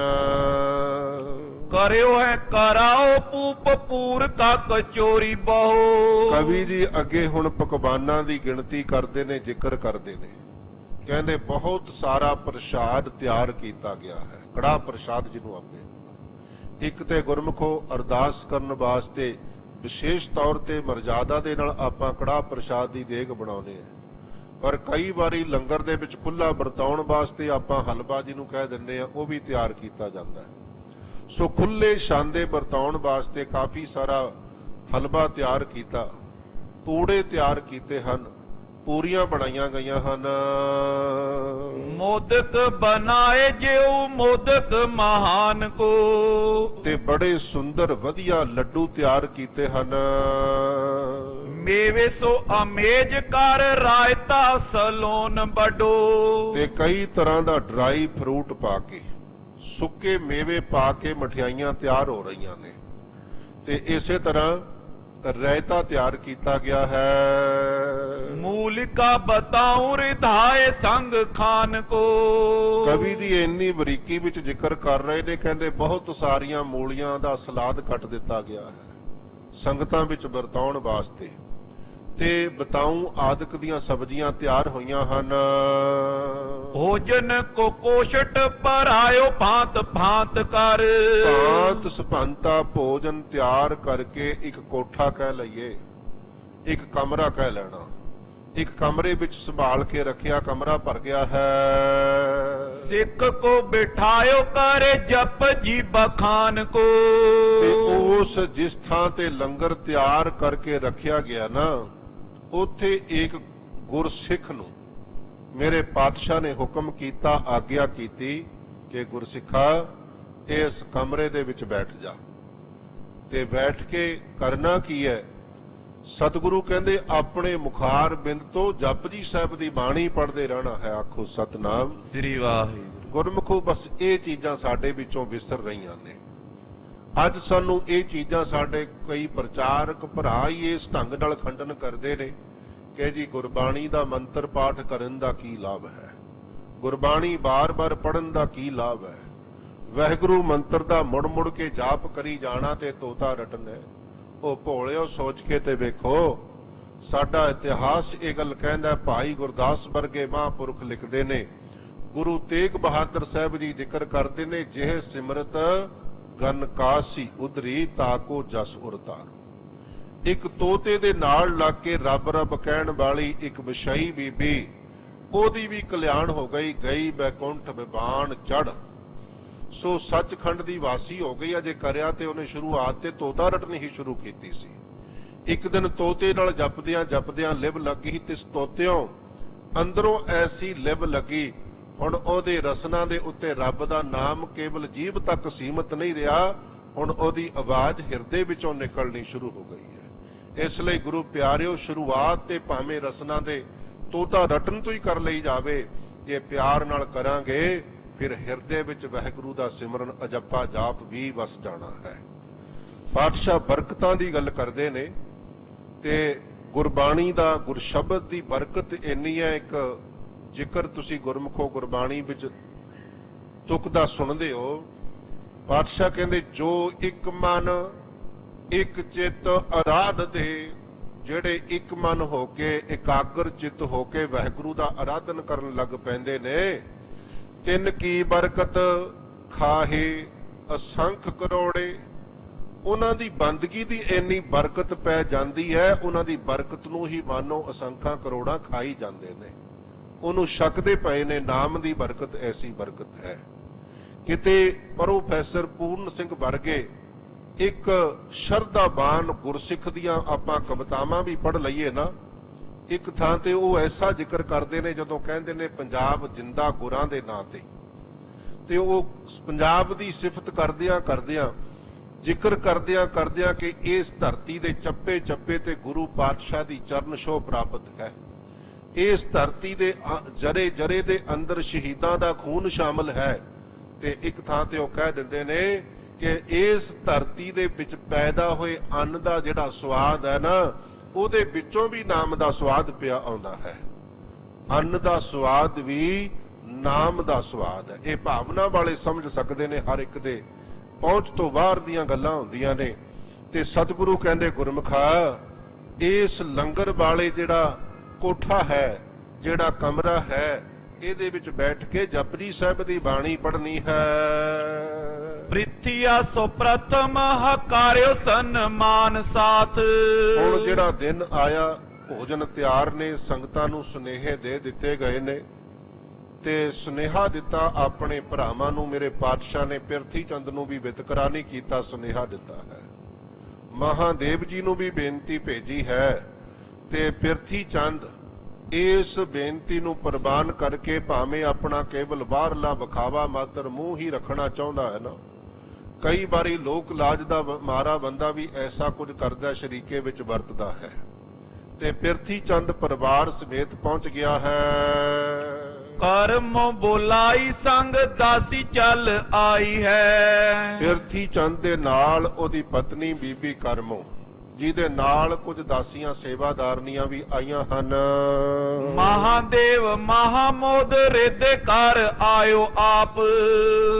ਤੇ ਸਤਿਗੁਰੂ ਪਾਤਸ਼ਾਹ ਦੇ ਦੂਸਰੇ ਭਰਾਤਾ ਮਹਾਦੇਵ ਜੀ, ਉਹ ਵੀ ਬੜੇ ਪਿਆਰ ਨਾਲ, ਖੁਸ਼ੀ ਦੇ ਨਾਲ ਸਤਿਗੁਰੂ ਪਾਤਸ਼ਾਹ ਦੇ ਵੱਲ ਆਏ ਹਨ। ਔਰ ਸਿੱਖ ਸੰਗਤਾਂ ਮਿਲੀ ਜੋ ਸਮੁਦਾਈ ਹੈ। ਚਾਰੇ ਤਰਫਾਂ ਤੋਂ ਸ਼ਹਿਰ ਦੀਆਂ ਸੰਗਤਾਂ, ਇਲਾਕੇ ਦੀਆਂ ਸੰਗਤਾਂ, ਜਾਂ ਰੋਜ਼ਮਰਾ ਦੇ ਜੀਵਨ ਵਿੱਚ ਦਰਸ਼ਨ ਕਰਨ ਵਾਸਤੇ ਦੂਰ ਦਰਾਡੇ ਦੀਆਂ ਸੰਗਤਾਂ ਵੀ ਪਹੁੰਚਦੀਆਂ ਸਨ। ਸੋ ਚਾਰੇ ਤਰਫਾਂ ਤੋਂ ਸੰਗਤਾਂ ਇਕੱਤਰ ਹੋਈਆਂ ਹਨ। ਵਿਪਰ ਆਏ ਬ੍ਰਿੰਦ ਮਿਲ ਸੁਨ ਸੁਨ ਗ੍ਰਾਮਨ ਤੇ। ਗਿਰਦ ਦੇ ਪਿੰਡਾਂ ਦੇ ਵਿੱਚੋਂ ਜਿੱਥੇ ਤੱਕ ਇਹ ਸੁਨੇਹਾ ਅੱਗੇ ਜ਼ਬਾਨੋਂ ਜ਼ਬਾਨੀ ਪਹੁੰਚ ਸਕਿਆ, ਸਾਰੇ ਲੋਕ ਗੁਰੂ ਘਰ ਵਿੱਚ ਅੰਮ੍ਰਿਤਸਰ ਸਾਹਿਬ ਦੀ ਪਾਵਨ ਧਰਤੀ ਤੇ ਪਹੁੰਚ ਰਹੇ ਹਨ। ਰੰਕ ਪਏ ਅਨਗਨ ਪੰਕਤ ਬਿਠਾਈ ਹੈ। ਬਹੁਤ ਸਾਰੇ ਉਹ ਗਰੀਬ ਲੋਕ ਜਿਨ੍ਹਾਂ ਨੂੰ ਇਹੋ ਜਿਹੇ ਪਕਵਾਨ ਜ਼ਿੰਦਗੀ ਵਿੱਚ ਸੌਖਿਆਂ ਪ੍ਰਾਪਤ ਨਹੀਂ ਹੁੰਦੇ, ਜਾਂ ਉਹਨਾਂ ਕੋਲ ਇੰਨੇ ਮੌਕੇ ਨਹੀਂ ਹੁੰਦੇ ਕਿ ਉਹ ਇਹੋ ਜਿਹੇ ਵਧੀਆ ਭੋਜਨ ਛਕ ਸਕਣ, ਤੇ ਉਹ ਬਹੁਤ ਸਾਰੇ ਗਰੀਬੜੇ ਲੋਕ ਵੀ ਆਏ ਹਨ। ਲੱਗੇ ਹੈ ਪਰੋਸਨ ਅਸਨ ਕੋ ਅਨੇਕ ਨਰ। ਲੰਗਰ ਤਿਆਰ ਹੈ, ਪੰਗਤਾਂ ਲੱਗ ਚੁੱਕੀਆਂ ਨੇ ਤੇ ਬਹੁਤ ਸਾਰੇ ਸੇਵਾਦਾਰ ਇਹ ਲੰਗਰ ਵਰਤਾਉਣ ਵਿੱਚ ਲੱਗ ਗਏ ਹਨ। ਲੇਹ ਦੇਹ ਬਾਨੀ ਤੈ ਆਨਨ ਅਲਾਈ ਹੈ। ਸੋ ਆਪਣੇ ਮੁਖ ਤੋਂ ਬੜੇ ਪਿਆਰ ਨਾਲ ਬੋਲ ਬੋਲ ਕੇ, ਜਿਸ ਤਰ੍ਹਾਂ ਅੱਜ ਵੀ ਜਿਹੜੇ ਗੁਰਮੁਖ ਪਿਆਰ ਨਾਲ ਲੰਗਰ ਵਰਤਾਉਂਦੇ ਨੇ ਨਾ, ਉਹ ਬੋਲਣ ਆਮ ਤੌਰ ਤੇ ਵਰਤਾਉਣ ਲੱਗਿਆਂ ਕਹਿੰਦੇ ਨੇ ਪ੍ਰਸ਼ਾਦਾ ਵਾਹਿਗੁਰੂ ਜੀ, ਸਬਜੀ ਵਾਹਿਗੁਰੂ ਜੀ, ਦਾਲ ਵਾਹਿਗੁਰੂ ਜੀ। ਇਹ ਬੜੇ ਪਿਆਰ ਨਾਲ ਸੰਗਤਾਂ ਵਿੱਚ ਵਰਤਾਉਂਦੇ ਨੇ। ਤੇ ਕਵੀ ਜੀ ਆਖਦੇ ਨੇ, ਕਹਿੰਦੇ ਜਿਹੜੇ ਸੇਵਾਦਾਰ ਲੰਗਰ ਵਰਤਾਉਣ ਵਿੱਚ ਲੱਗੇ ਨੇ ਨਾ, ਉਹ ਬੜੇ ਮਿੱਠ ਬੋਲੜੇ, ਪਿਆਰ ਦੇ ਸ਼ਬਦ ਵਰਤ ਕੇ ਸੰਗਤਾਂ ਨੂੰ ਪਿਆਰ ਨਾਲ ਛਕਾ ਰਹੇ ਹਨ। ਜਿਤਨੋ ਅਸਨ ਖਾਏ ਨਰ ਤ੍ਰਿਪਤਾਏ ਰਹੇ। ਜਿੰਨੇ ਵੀ ਸੰਗੀ ਪੁਰਸ਼ ਸੰਗਤ ਵਿੱਚ ਆਉਣ ਵਾਲੇ ਪ੍ਰਸ਼ਾਦਾ ਛਕਦੇ ਨੇ, ਭੋਜਨ ਕਰਦੇ ਨੇ, ਬਸ ਇੰਨਾ ਖੁਸ਼ੀ ਨਾਲ ਕਰਦੇ ਨੇ ਕਿ ਤ੍ਰਿਪਤ ਹੋ ਜਾਂਦੇ ਨੇ, ਉਹਨਾਂ ਦੀ ਸੰਤੁਸ਼ਟੀ ਹੋ ਜਾਂਦੀ ਹੈ। ਮਾਨੋ ਜਿੰਨਾ ਭੁੱਖ ਸੀ ਉਹ ਤੋਂ ਵੀ ਕਈਆਂ ਨੇ ਥੋੜਾ ਵੱਧ ਕੇ ਵੀ ਛਕ ਲਿਆ ਹੈ ਖੁਸ਼ੀ ਦੇ ਨਾਲ। ਇਸ ਤਰ੍ਹਾਂ ਤ੍ਰਿਪਤ ਹੋ ਰਹੇ ਹਨ। ਇੱਕ ਬਾਰ ਤੇਤ ਨੂੰ ਪਰੋਸਿਓ ਹੈ ਬਣਾਏ ਕਰ। ਇੱਕ ਇੱਕ ਵਾਰ ਪਹਿਲਾਂ ਸਾਰਿਆਂ ਨੂੰ ਬੜਾ ਤਰਤੀਬ ਦੇ ਨਾਲ ਲੰਗਰ ਪਰੋਸਿਆ ਜਾਂਦਾ ਹੈ, ਵਰਤਾਇਆ ਜਾਂਦਾ ਹੈ। ਕਉ ਦੇਹ ਮੋਦਕ ਸੋ ਪੂਰ ਕਾ ਕਰਾਹੋ ਦੇਤ।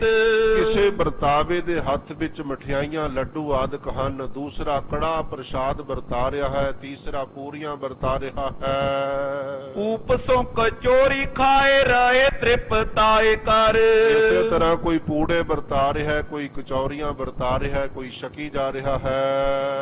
ਦਦ ਸੋ ਪਕੌੜੀ ਬਾਰੇ ਜੀਰਕ ਮਿਰਚ ਪਾਏ। ਕਵੀ ਜੀ ਕਹਿੰਦੇ ਦਹੀਂ ਦੇ ਵਿੱਚ ਬੇਸਣ ਦੀਆਂ ਪਕੌੜੀਆਂ ਮਲਾਈਆਂ ਗਈਆਂ ਹਨ। ਰਾਇਤਾ ਜਿਸ ਤਰ੍ਹਾਂ ਅੱਜ ਕੱਲ ਤਿਆਰ ਕੀਤਾ ਜਾਂਦਾ, ਭਾਵੇਂ ਡਿਵੈਲਪਮੈਂਟ ਹੋਈ ਜਾਂਦੀ ਹੈ, ਭੋਜਨ ਵਿੱਚ ਤਰੀਕੇ ਬਦਲੀ ਜਾਂਦੇ ਨੇ, ਵੱਡੇ ਵੱਡੇ ਸ਼ੈਫ ਅੱਜ ਨਵੇਂ ਭੋਜਨ ਇਜਾਦ ਕਰ ਰਹੇ ਨੇ, ਪਰ ਉਸ ਸਮੇਂ ਦੇ ਮੁਤਾਬਕ ਕਵੀ ਜੀ ਲਿਖਦੇ ਨੇ, ਕਹਿੰਦੇ ਵੇਸਣ ਦੀ ਪਕੌੜੀ ਤਿਆਰ ਕਰਕੇ ਦਹੀਂ ਦੇ ਵਿੱਚ ਮਲਾਈ ਹੋਈ ਹੈ, ਰਾਇਤੇ ਵਿੱਚ ਧਨੀਆ ਲਵਨ ਸੋ ਪਰੋਸੀ ਹੈ ਮਿਲਾਏ ਕਰ, ਅਤੇ ਕੁਝ ਕੁ ਜੀਰਾ ਭੁੰਨ ਕੇ ਉਹਦੇ ਵਿੱਚ ਮਿਲਾਇਆ ਗਿਆ ਹੈ। ਤੀਸਰਾ, ਧਨੀਆ ਵੀ ਉਸ ਰਾਇਤੇ ਵਿੱਚ ਪਾਇਆ ਗਿਆ ਹੈ, ਥੋੜਾ ਜਿਹਾ ਲੋੜੀਂਦਾ ਨਮਕ ਪਾਇਆ ਗਿਆ ਹੈ। ਸਾਧ ਕੋ ਸਰਾਹੇ ਅਹਲਾਦਤ ਓ ਮਾਹੇ ਮਨ, ਭਾਵ ਹਰ ਇੱਕ ਜਿਹੜਾ ਪਦਾਰਥ ਲੰਗਰ ਵਿੱਚ ਵਰਤ ਰਿਹਾ ਨਾ, ਇੱਕ ਤੋਂ ਇੱਕ ਵੱਧ ਕੇ ਸਵਾਦਲਾ ਹੈ। ਇੱਕ ਛੱਡ ਕੇ ਦੂਜੇ ਨੂੰ ਜਦੋਂ ਕੋਈ ਛਕਦਾ ਉਹਨੂੰ ਹੋਰ ਵਧੀਆ ਸਵਾਦ ਲੱਗਦਾ ਹੈ। ਦੂਜੇ ਤੋਂ ਬਾਅਦ ਜਦੋਂ ਤੀਜੇ ਪਦਾਰਥ ਨੂੰ ਛਕ ਕੇ ਵੇਖਦਾ ਉਹਦੇ ਸਵਾਦ ਵਿੱਚ ਹੋਰ ਵਾਧਾ ਹੋ ਜਾਂਦਾ ਹੈ। ਇਸ ਤਰ੍ਹਾਂ ਸਾਰੇ ਬੜੇ ਪ੍ਰਸੰਨ ਹੋ ਰਹੇ ਹਨ। ਤ੍ਰਿਪਤ ਹੋਏ ਚਾਹੇ ਖਾਨ ਰਹੇ ਬਿਸਮਾਏ ਕਰ, ਛਕ ਕੇ ਖਾ ਕਰਕੇ ਤ੍ਰਿਪਤ ਹੋ ਕੇ ਆਨੰਦਿਤ ਹੋ ਕੇ ਬੜੇ ਅਚਰਜ ਹੁੰਦੇ ਹਨ।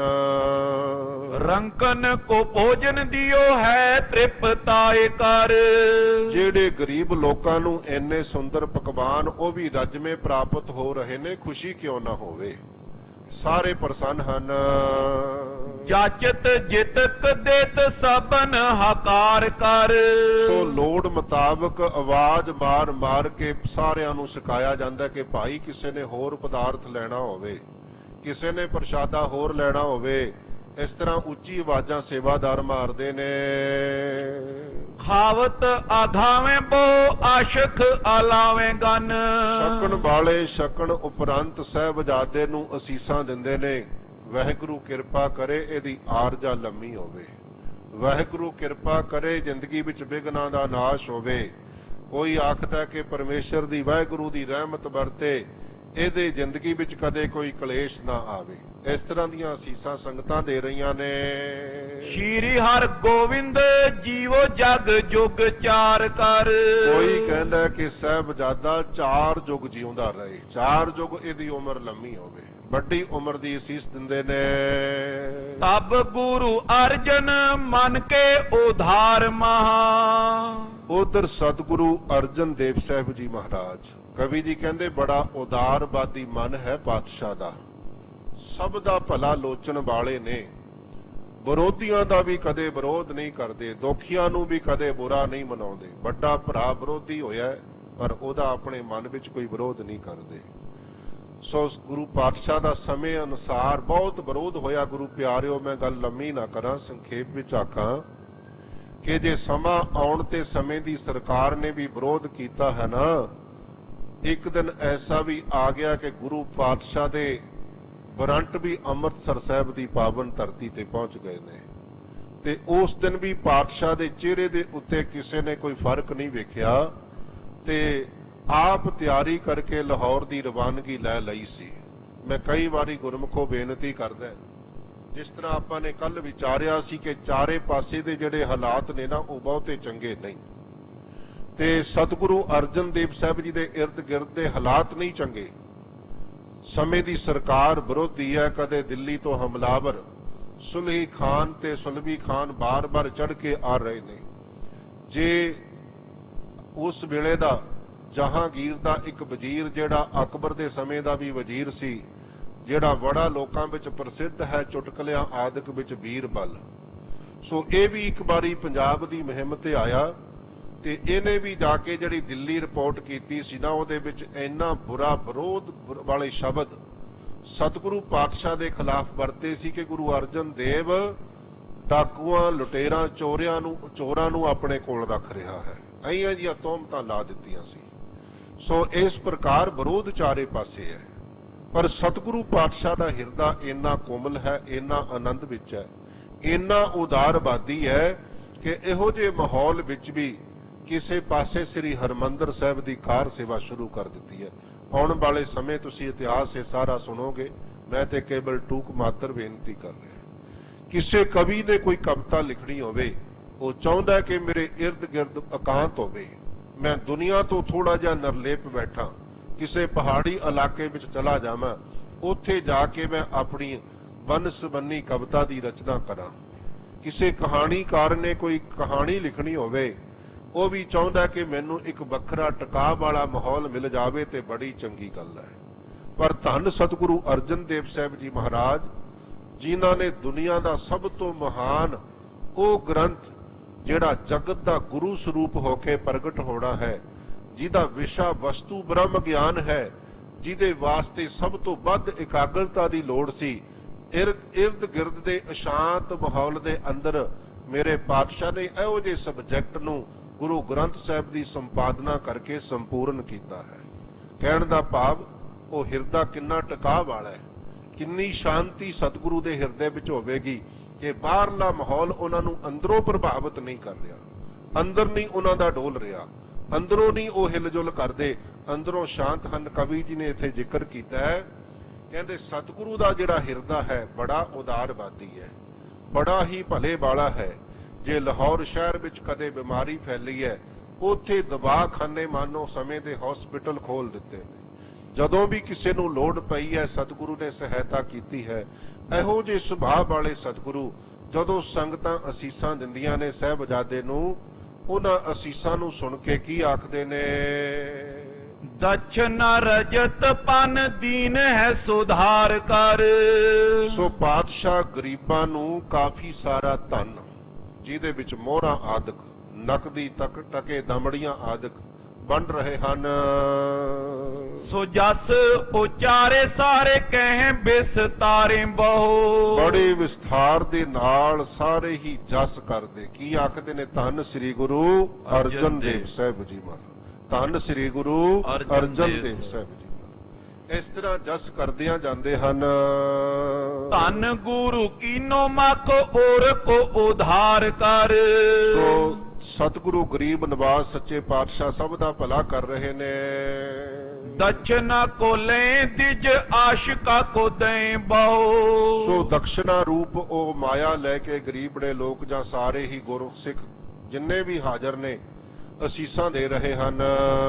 ਉਮਰ ਬਿਲੰਦ ਹੋਏ ਸੁੰਦਰ ਸੁਨੰਦ ਕੀ। ਕਹਿੰਦੇ ਇਸ ਸੋਹਣੇ ਬੱਚੇ ਦੀ ਬਹੁਤ ਵੱਡੀ ਉਮਰ ਹੋਵੇ। ਕਰਤੇ ਉਸਤਤ ਆਪ ਨੇ ਸਦਨ ਗਏ। ਇਸ ਤਰ੍ਹਾਂ ਮਹਿਮਾ ਕਰਦਿਆਂ ਆਪੋ ਆਪਣੇ ਘਰਾਂ ਨੂੰ ਚਲੇ ਗਏ ਹਨ। ਪ੍ਰਿਥੀਏ ਕੋ ਭੋਜਨ ਅਚਾਇਓ ਸੰਗ ਬ੍ਰਿੰਦ ਕੀ। ਸੋ ਇਸੇ ਤਰ੍ਹਾਂ ਸਾਰਿਆਂ ਦੇ ਸਹਿਤ ਪਿਰਥੀ ਚੰਦ ਨੂੰ ਵੀ ਭੋਜਨ ਛਕਾਇਆ ਗਿਆ ਹੈ। ਕਰਮ ਕੋ ਸਾਦਰ ਆਹਾਰ ਦੀਨੋ ਭਾਂਤ ਭਾਂਤ। ਸਮਾਨਤਾ ਭੋਜਨ ਬੜੇ ਸਤਿਕਾਰ ਦੇ ਨਾਲ ਛਕਾਇਆ। ਉਪਰ ਪ੍ਰਸੰਨ ਰੀਤ ਕਪਟ ਬਿਲੰਦ ਕੀ। ਹੁਣ ਪਿਰਥੀ ਚੰਦ ਜਿਹੜਾ ਉੱਪਰੋਂ ਪ੍ਰਸੰਨਤਾ ਦਾ ਪ੍ਰਗਟਾਵਾ ਕਰ ਰਿਹਾ ਹੈ, ਪਰ ਜਿਹੜੀ ਅੰਦਰ ਉਹਦੇ ਬਿਰਤੀ ਹੈ ਉਹਦੇ ਵਿੱਚ ਈਰਖਾ ਭਰੀ ਹੋਈ ਹੈ। ਮਹਾਦੇਵ ਮਹਾਮੋਦ ਸ਼੍ਰੀ ਹਰ ਗੋਵਿੰਦ ਗੋਦ। ਤੇ ਮਹਾਦੇਵ ਜਿਹੜਾ ਹੈ ਬਹੁਤ ਹੀ ਪ੍ਰਸੰਨਤਾ ਵਿੱਚ ਆ ਕੇ ਸਾਹਿਬਜ਼ਾਦੇ ਨੂੰ ਆਪਣੀ ਗੋਦ ਵਿੱਚ ਲੈਂਦੇ ਹਨ। ਅਚ ਕੈ ਆਸਨ ਕੋ ਮਿਰਜਾਦ ਜਿਉ ਬਿਲੰਦ ਕੀ। ਭੋਜਨ ਛਕਣ ਤੋਂ ਬਾਅਦ ਜਿਸ ਤਰ੍ਹਾਂ ਮਰਜ਼ਾਦਾ ਕਹਿੰਦੇ ਰਵਾਇਤ ਹੁੰਦੀ ਹੈ, ਉਸ ਸਾਹਿਬਜ਼ਾਦੇ ਨੂੰ ਭਾਵ ਜੀ ਦਾ ਜਨਮ ਦਿਨ ਮਨਾਇਆ ਗਿਆ ਹੈ, ਉਹਨੂੰ ਗੋਦ ਵਿੱਚ ਲੈ ਕੇ ਪਿਆਰ ਦਿੱਤਾ, ਅਸੀਸ ਦਿੱਤੀ। ਦੋਹਰਾ ਮਹਾਦੇਵ ਗੁਰਦੇਵ ਸੁਤ ਅਹੰ ਮੇਵ ਜਿਸ ਨਾਏ। ਮਹਾਦੇਵ ਜੀ ਨੇ ਸਤਿਗੁਰੂ ਗੁਰਦੇਵ ਗੁਰੂ ਅਰਜਨ ਦੇਵ ਸਾਹਿਬ ਦੇ ਪੁੱਤਰ ਨੂੰ ਗੋਦ ਵਿੱਚ ਲੈ ਕੇ ਗੁਰਤਾ ਗੁਰ ਨਿਜ ਅਨੁਜ ਕੋ ਪਿਕ ਪ੍ਰਸੰਨ ਮਨ ਮਾਏ। ਬੜਾ ਪਿਆਰ ਦਿੱਤਾ ਤੇ ਆਪਣੇ ਛੋਟੇ ਭਰਾ ਨੂੰ ਗੁਰੂ ਨਾਨਕ ਦੀ ਗੁਰਤਾ ਤੇ ਵਿਰਾਜਿਆ ਵੇਖ ਕੇ ਆਖੋ ਸਤਨਾਮ ਸ੍ਰੀ ਵਾਹਿਗੁਰੂ। ਮਹਾਦੇਵ ਨੂੰ ਬਹੁਤ ਖੁਸ਼ੀ ਹੋ ਰਹੀ ਹੈ, ਕਿਤੇ ਵੀ ਕੋਈ ਗਿਲਾ ਨਹੀਂ, ਕੋਈ ਵਿਤਕਰਾ ਨਹੀਂ, ਕੋਈ ਈਰਖਾ ਨਹੀਂ। ਮਹਾਦੇਵ ਜੀ ਅੰਦਰੋਂ ਪ੍ਰਸੰਨ ਹਨ। ਨੰਦਨ ਆਪਨ ਮਨਿੰਦ ਲਖ ਹਰ ਗੋਵਿੰਦ ਸੁਖ ਕੰਦ। ਸਾਹਿਬਜ਼ਾਦੇ ਨੂੰ ਆਪਣਾ ਹੀ ਪੁੱਤਰ ਜਾਣ ਕਰਕੇ ਮਨ ਵਿੱਚ ਐਸਾ ਖਿਆਲ ਹੀ ਨਹੀਂ ਕਿ ਮੇਰੇ ਭਰਾ ਦਾ ਪੁੱਤਰ ਹੈ, ਤੇ ਬਹੁਤ ਹੀ ਲਾਡ ਲਡਾਉਂਦੇ ਨੇ, ਅਸੀਸਾਂ ਦਿੰਦੇ ਨੇ। ਧਰਤ ਆਨੰਦ ਬਿਲੰਦ ਕੋ ਵਿਖ ਚਕੋਰ ਜਿਮ ਚੰਦ। ਕਹਿੰਦੇ ਜਿਸ ਤਰ੍ਹਾਂ ਚੰਦਰਮਾ ਨੂੰ ਚਕੋਰ ਵੇਖ ਕੇ ਬੜੀ ਪ੍ਰਸੰਨ ਹੁੰਦੀ ਹੈ। ਕਈ ਵਾਰੀ ਇਸੇ ਸਟੇਜ ਤੋਂ ਤੁਸੀਂ ਵਿਦਵਾਨ ਪੁਰਸ਼ਾਂ ਪਾਸੋਂ ਸੁਣਿਆ ਹੋਣਾ ਕਿ ਜਦੋਂ ਰਾਤ ਨੂੰ ਚੜ੍ਹਦੇ ਪਾਸਿਓਂ ਚੰਦਰਮਾ ਨਜ਼ਰ ਆਉਂਦਾ ਹੈ, ਚਕੋਰ ਇੱਕ ਟੱਕ ਉਹਦੇ ਤੇ ਨਜ਼ਰ ਟਿਕਾ ਕੇ ਬੜੇ ਪਿਆਰ ਨਾਲ ਵੇਖੀ ਜਾਂਦੀ ਹੈ। ਚੰਦਰਮਾ ਉੱਪਰ ਉੱਠਦਾ ਹੈ ਤੇ ਚਕੋਰ ਆਪਣੀ ਗਰਦਨ ਨੂੰ ਉੱਪਰ ਚੁੱਕਦੀ ਹੈ ਤੇ ਚੰਦਰਮਾ ਛਿਪ ਦੇ ਪਾਸੇ ਵਾਲੇ ਪਾਸੇ ਜਾ ਕੇ ਨੀਵਾਂ ਹੋਣਾ ਸ਼ੁਰੂ ਹੋ ਜਾਂਦਾ ਹੈ। ਚਕੋਰ ਉਸੇ ਟਿਕਾ ਵਿੱਚ ਆਪਣੀਆਂ ਨਜ਼ਰਾਂ ਚੰਦਰਮਾ ਤੇ ਹੀ ਟਿਕਾ ਕੇ ਰੱਖਦੀ ਹੈ, ਕਦੇ ਉਹਦੀ ਨਜ਼ਰ ਇੱਧਰ ਉੱਧਰ ਨਹੀਂ ਹੁੰਦੀ। ਕਹਿੰਦੇ ਜਿਸ ਤਰ੍ਹਾਂ ਚਕੋਰ ਦਾ ਚੰਦਰਮਾ ਨਾਲ ਪਿਆਰ ਹੈ, ਚਕੋਰ ਨੂੰ ਚੰਦਰਮਾ ਬੜਾ ਸੋਹਣਾ ਲੱਗਦਾ ਹੈ, ਇਸ ਤਰ੍ਹਾਂ ਸਾਹਿਬਜ਼ਾਦਾ ਮਹਾਦੇਵ ਜੀ ਨੂੰ ਬੜਾ ਸੋਹਣਾ ਲੱਗੀ ਜਾਂਦਾ ਹੈ। ਉਹਦੇ ਵੱਲ ਪਿਆਰ ਦੇ ਨਾਲ ਵੇਖੀ ਹੀ ਜਾਂਦੇ ਨੇ। ਸੋਰਠਾ ਹਿਰਦੇ ਮੁਦਤ ਅਤ ਹੋਏ, ਅਦਕ ਮੁਦਤ ਕਰ ਅਨੁਜ ਕੋ। ਸੋ ਬਹੁਤ ਹੀ ਹਿਰਦੇ ਵਿੱਚ ਖੇੜਾ ਆਇਆ ਹੈ ਸਾਹਿਬਜ਼ਾਦੇ ਨੂੰ ਵੇਖ ਕਰਕੇ। ਜਸ ਬਿਸ ਤੀਰਤ ਸੋਏ, ਸਦਨ ਗਇਓ ਨਰ ਸੰਗ ਕੁਛ। ਤੇ ਜਸ ਕਰਦਿਆਂ ਮਹਿਮਾ ਕਰਦਿਆਂ ਮਹਾਦੇਵ ਜੀ ਆਪਣੇ ਕੁਝ ਕੁ ਸਾਥੀ ਸਿੱਖਾਂ ਨੂੰ ਨਾਲ ਲੈ ਕੇ ਆਪਣੇ ਘਰ ਚਲੇ ਗਏ। ਸੁਨ ਸੁਨ ਆਵਤ ਧਾਏ, ਸਗਰੇ ਨਰ ਗੁਰ ਨਗਰ ਕੇ। ਸੋ ਸੁਣ ਸੁਣ ਕੇ ਸਾਰੇ ਗੁਰਸਿੱਖ ਇੱਧਰ ਉੱਧਰ ਜਿਹੜੇ ਸਨ ਉਹ ਵੀ ਆਏ ਹਨ। ਬਾਚਤ ਭੋਜਨ ਖਾਏ, ਕਰਤ ਉਸਤਤ ਗਮਨੇ ਸਦਨ। ਜਿਹੜੇ ਵਰਤਾਵੇ ਸੇਵਾਦਾਰ ਸੀ ਉਹਨਾਂ ਸਮੇਤ ਬਾਕੀ ਰਹਿੰਦੇ ਸਾਰੇ ਗੁਰਸਿੱਖਾਂ ਨੇ ਭੋਜਨ ਛਕਿਆ, ਲੰਗਰ ਛਕਿਆ, ਉਹ ਵੀ ਆਪੋ ਆਪਣੀਆਂ ਥਾਵਾਂ ਵੱਲ ਚੱਲ ਪਏ। ਬਾਜੇ ਬਜੇ ਵਿਸਾਲ, ਅੰਮ੍ਰਿਤ ਵੇਲਾ ਹੋਤਈ। ਸੋ ਰਾਤ ਦੇ ਸਮੇਂ ਇਹ ਲੰਗਰ ਵਰਤਾਏ ਗਏ ਤੇ ਰਾਤ ਬਤੀਤ ਹੋਈ ਹੈ, ਅੰਮ੍ਰਿਤ ਵੇਲਾ ਹੋਇਆ। ਅੰਮ੍ਰਿਤ ਵੇਲੇ ਦੇ ਨਗਾਰਿਆਂ ਤੇ ਬਾਜਿਆਂ ਦੀਆਂ ਧੁਨਾਂ ਸੁਣਾਈ ਦਿੱਤੀਆਂ ਹਨ।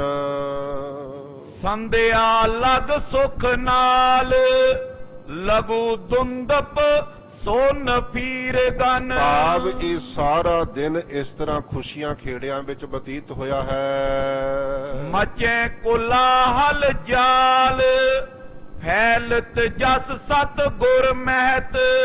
ਚਾਰੇ ਪਾਸੇ ਬਹੁਤ ਰੌਣਕਾਂ ਹੋਈਆਂ ਤੇ ਸਾਰੇ ਪਾਸੇ ਸਤਿਗੁਰੂ ਦੀ ਮਹਿਮਾ ਬਹੁਤ ਦੂਰ ਤੱਕ ਫੈਲ ਗਈ ਹੈ।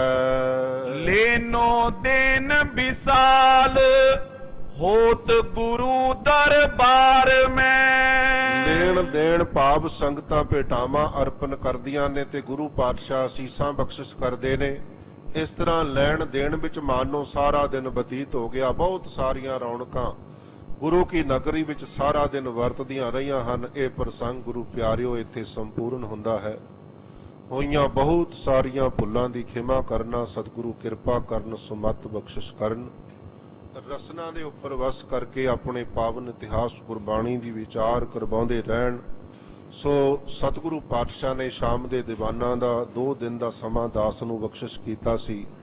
ਕੱਲ ਸਵੇਰ ਦੇ ਦੀਵਾਨ ਦੀ ਜੋ ਅੰਮ੍ਰਿਤ ਵੇਲੇ ਦੀ ਕਥਾ ਹੈ ਉਹਦੀ ਹਾਜ਼ਰੀ ਉਪਰੰਤ ਆਪ ਦੇ ਪਾਸੋਂ ਖਿਮਾ ਲੈਣੀ ਹੈ। ਸੋ ਸਤਿਗੁਰੂ ਕਿਰਪਾ ਕਰਕੇ ਵਿੱਚ ਵਰਤ ਕੇ ਆਪਣੀ ਸੇਵਾ ਲੈਂਦੇ ਰਹਿਣ, ਸਿੱਖ ਸੰਗਤਾਂ ਦੇ ਜੋੜੇ ਝਾੜਨ ਦਾ ਸਮਾਂ ਬਖਸ਼ਦੇ ਰਹਿਣ। ਆਓ ਗੁਰੂ ਪਿਆਰਿਓ, ਪਿਆਰ ਦੇ ਨਾਲ ਸਤਿਗੁਰੂ ਦੇ ਮੰਤਰ ਦੇ ਜਾਪ ਸਰਬ ਸੰਗਤਾਂ ਰਲ ਕੇ ਸਾਂਝੇ ਕਰੀਏ ਜੀ। ਵਾਹਿਗੁਰੂ।